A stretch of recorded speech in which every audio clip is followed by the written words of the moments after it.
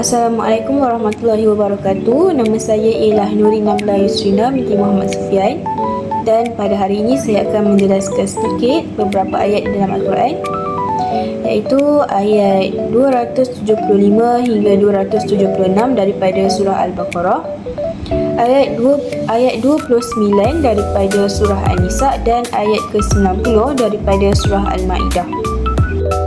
أعوذ بالله من الشيطان الرجيم بسم الله الرحمن الرحيم الذين يأكلون ربا لا يقومون إلا كما يقوم الذي يذهبته الشيطان من الماس ذلك بأنهم قالوا إنما البيع مثل ربا وأحل الله البيع وحرم ربا فمن جاءه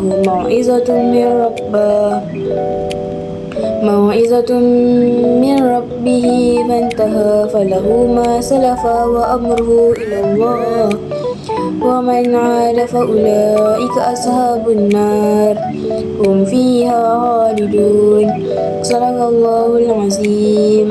Maksud daripada surah Al-Baqarah ayat 275 ialah orang-orang yang memakan iaitu mengambil riba itu tidak dapat berdiri betul, melainkan seperti berdirinya orang yang dirasuk syaitan dengan terhuyung-hayang kerana sentuhan syaitan itu. Yang demikian ialah disebabkan mereka mengatakan bahawa sesungguhnya berniaga itu sama sahaja seperti riba. Padahal Allah Subhanahu Wa Taala telah menghalalkan berjual beli iaitu berniaga dan mengharamkan riba.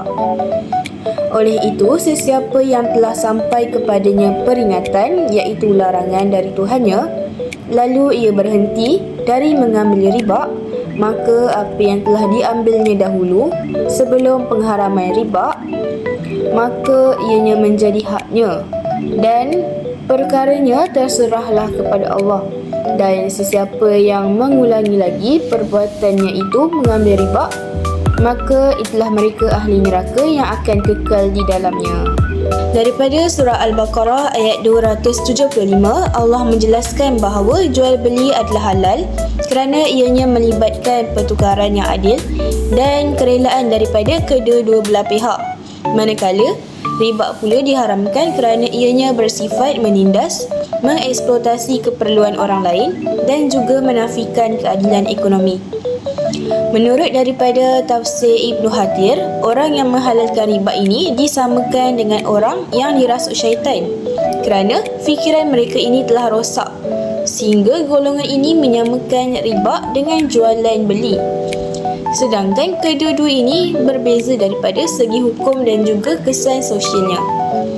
Allah juga telah menegaskan bahawa mereka yang terus melakukan riba setelah diberi amaran, maka mereka ini akan diancam dengan azab api neraka. Manakala mereka yang berhenti selepas menerima perintah Allah, mereka segala urusannya akan terserah kepada Allah.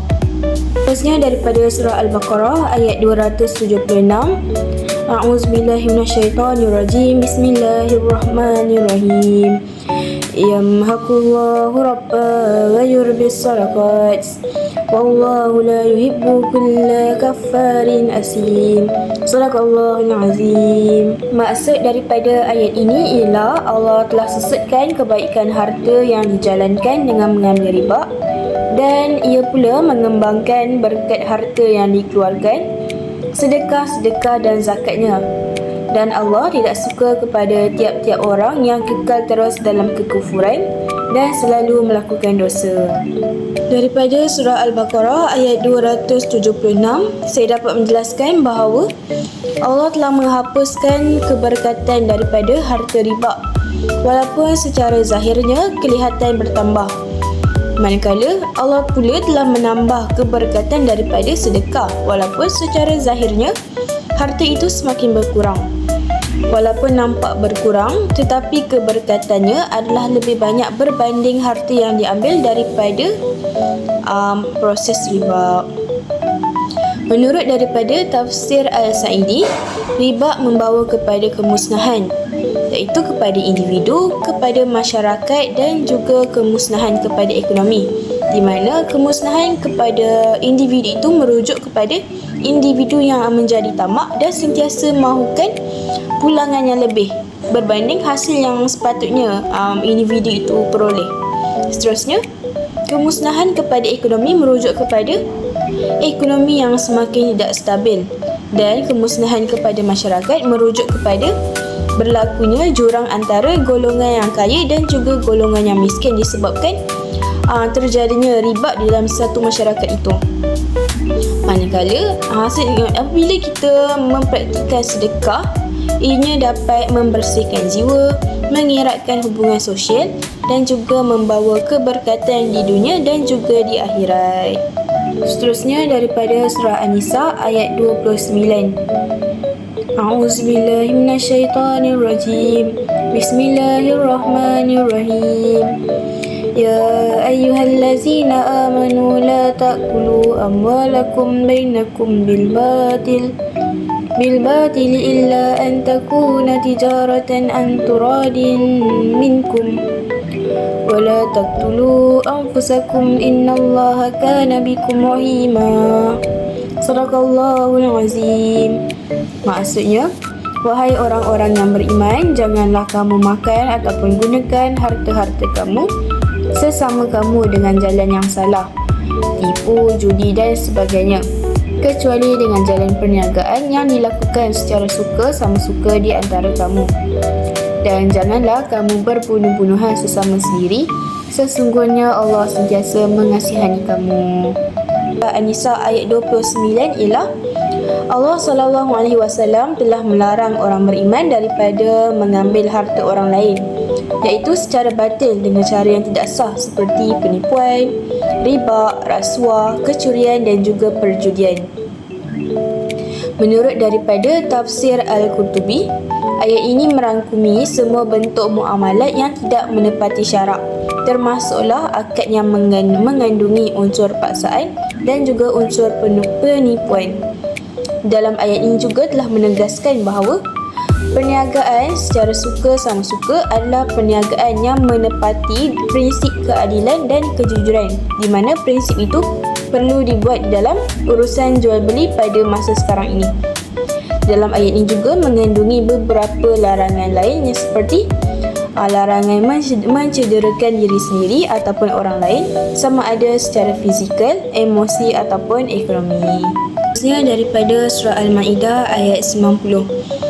A'udzubillahi minasyaitonirrajim. Bismillahirrahmanirrahim. Ya ayyuhallazina amanu innamal hamru wal maisir wal ansab wal azlam rijsun min amali syaitan fajtanibuhu la'allakum tuflihun.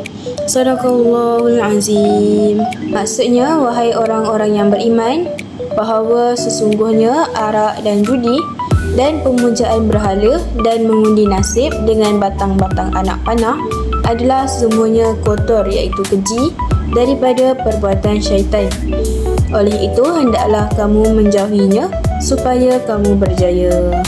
Di dalam surah Al-Ma'idah ayat 90, Allah telah menjelaskan tentang pengharaman judi, penyembahan berhala dan undian nasib, kerana semuanya itu termasuk di dalam rijsun min amali syaitan, iaitu kekotoran daripada perbuatan syaitan. Menurut daripada tafsir Ibn Hatir, arak akan membawa kerosakan kepada akal dan juga judi akan membawa kerosakan kepada hubungan sosial dan juga harta. Kedua-dua ini menimbulkan permusuhan dan juga melalaikan manusia daripada mengingati Allah serta melaksanakan kewajipan menunaikan solat. Larangan ini diakhiri dengan seruan, maka hendaklah kamu menjauhinya agar kamu beroleh kejayaan. Ayat ini menunjukkan bahawa pengharaman tersebut bertujuan untuk menjaga akal, agama dan juga keharmonian masyarakat. Dan sekian sahaja daripada saya. Sekian, terima kasih. Assalamualaikum warahmatullahi wabarakatuh.